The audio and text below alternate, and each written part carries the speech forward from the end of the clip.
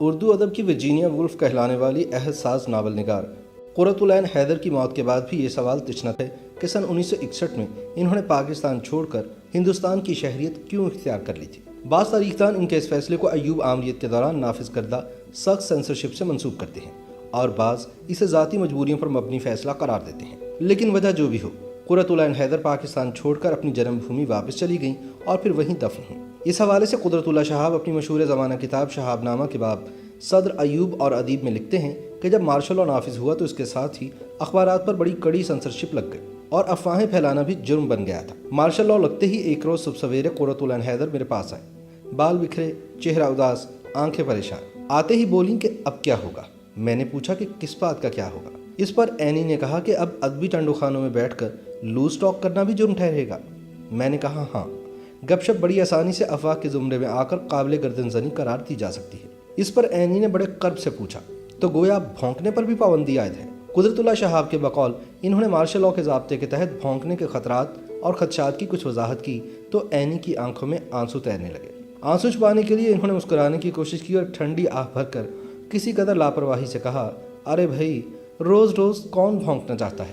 لیکن بھونکنے کی آزادی کا احساس بھی تو ایک عجیب نعمت ہے۔ شہاب لکھتے ہیں کہ میرا اندازہ ہے کہ قرۃ العین حیدر کے تحت الشعور نے اس روز اس لمحے پاکستان سے کوچ کرنے کا فیصلہ کر لیا تھا۔ پاکستان کے ادبی حلقوں میں تاثر بڑا پختہ ہے کہ قرۃ العین حیدر نے اپنے مشہور زمانہ ناول آگ کا دریا پر ہونے والی تنقید سے تنگ آ کر سن 1961 میں پاکستان چھوڑنے کا فیصلہ کیا تھا۔ محققین قرۃ العین حیدر کی انڈیا دوبارہ منتقلی کا جواز ان کے ناول پر ہونے والی تنقید کو ہی قرار دیتے ہیں۔ اس ضمن میں ان کی لکھی ہوئی لائنز کو پیش کیا جاتا ہے جس میں وہ کہتی ہیں کہ مہاجر خود کو یہاں محفوظ نہیں سمجھتے، وہ اس علاقے میں بس گئے ہیں لیکن پرانے وطن کو بار بار یاد کرتے ہیں۔ ادبی ناقدین کا ماننا ہے کہ قرۃ العین حیدر نے ہجرت کے روحانی کرب کی بہت اچھی تصویر کھینچی ہے۔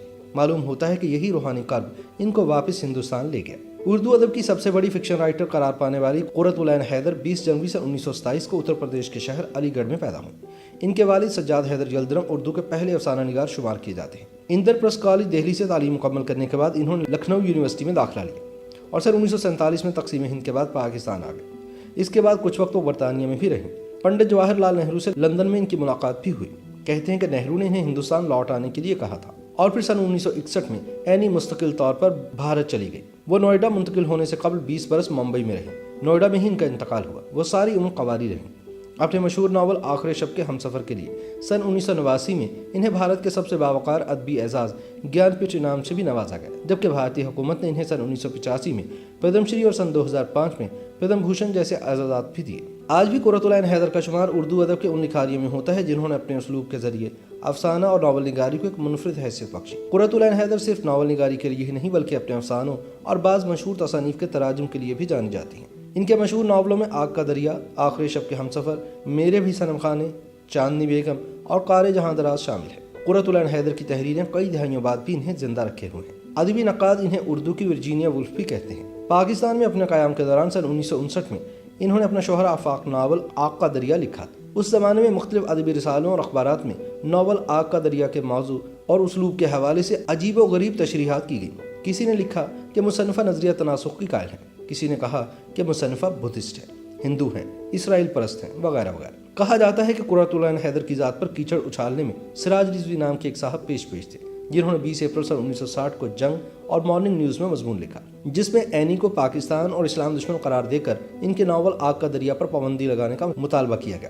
لیکن اس مضمون مہم کی گرد تب بیٹھ گئی جب قرۃ العین حیدر کی طرف سے قانونی نوٹس ملنے پر سراج رضوی نے معافی مانگ لی۔ ایک اور روایت کے مطابق مصنفہ کو اس ناول کی اشاعت کے بعد پاکستان میں بے حد ستایا گیا، ان پر عرصہ حیات تنگ کر دیا گیا اور بالآخر انہیں ہندوستان میں پناہ لینا پڑی۔ ہندوستان میں بھی اب تک یہی بات مشہور ہے کہ پاکستان میں ان کے ناول پر پابندی عائد کر دی گئی تھی۔ پھر یہ جھوٹی کہانی بھی کھڑی گئی کہ اس کتاب کی رائلٹی نے دونوں ممالک میں مصنفہ کو مالا مال کر دیا تھا۔ لیکن عبرتناک حقیقت یہ ہے کہ دسمبر سن 1959 سے لے کر آج تک مکتبہ جدید لاہور نے اس ناول کے قطعی فری ایڈیشن شائع کیے ہیں۔ جدید اردو ادب کی تاریخ میں یہ پہلا قصیر الاشاعت ناول ہے جس کی رائلٹی کا ایک پیسہ بھی اس کے لکھنے والے کو آج تک نہیں ملا۔ قرۃ العین حیدر کی پاکستان سے انڈیا منتقلی کے حوالے سے یہ کہانی زیادہ مشہور ہے کہ آگ کا دریا ان کی انڈیا منتقلی کا سبب بنا، لیکن اس بارے میں قرۃ العین حیدر کا قلم اور زبان دونوں خاموش رہے۔ انہوں نے کبھی بھی پاکستان سے اپنی انڈیا منتقلی کے بارے میں کوئی عوامی تبصرہ نہ کیا اور نہ ہی اس سلسلے میں کوئی تحریر لکھی۔ انڈیا منتقلی سے قبل وہ انگلستان بھی گئی تھی۔ اپنی انگلستان روانگی کی کہانی وہ اپنی سوانح عمری قار جہاں دراز میں یوں لکھتی ہیں کہ ایک سہانی صبح नंबर 16 डी गार्डन पर शमसुद्दीन माली क्यारियों में पानी दे रहे थे। जब अपने कमरे के दरीचे में खड़े खड़े मैंने दफातन तय किया कि अम्मा को इलाज के लिए इंग्लिस्तान ले जाना चाहिए और अगर वहाँ मुस्तकिलन क़याम किया जाए तो मज़ाइका नहीं। कुर्रतुल ऐन हैदर की मौत को भी कई बरस गुजर गए, लेकिन आज भी अदबी हलकों में बहस होती है कि आखिर वो क्या वजूहात थी जिनकी बिना पर इन्होंने पाकिस्तान को छोड़ा और दोबारा इंडिया की शहरियत इख्तियार कर ली। मारूफ अदीब और दानिश्वर आसिफ फ़रोख़ी और इनके ख़ानदान के कुर्रतुल ऐन हैदर से गहरे मरासिम थे।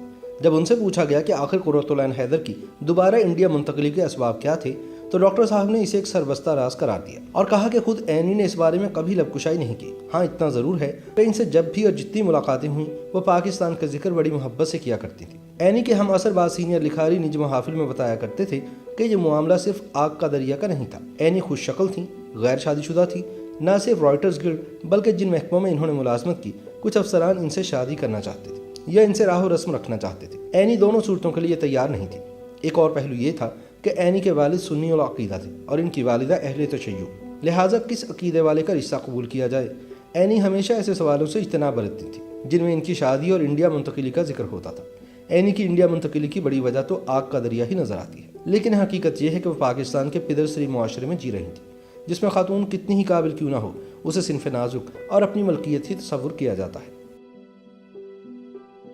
YouTube पर गूगली न्यूज देखने के लिए youtube.com की सर्च बार में गूगली न्यूज टीवी टाइप करें। गूगली न्यूज के पेज पर सुर्ख रंग के सब्सक्रिप्शन वाले बटन पर क्लिक करना ना भूलिए। YouTube पेज पर अपलोड होने वाली वीडियोस से बाखबर रहने के लिए बेल आइकन पर क्लिक कीजिए। आपको हर नई वीडियो के बारे में नोटिफिकेशन मौसूल हो जाएगा।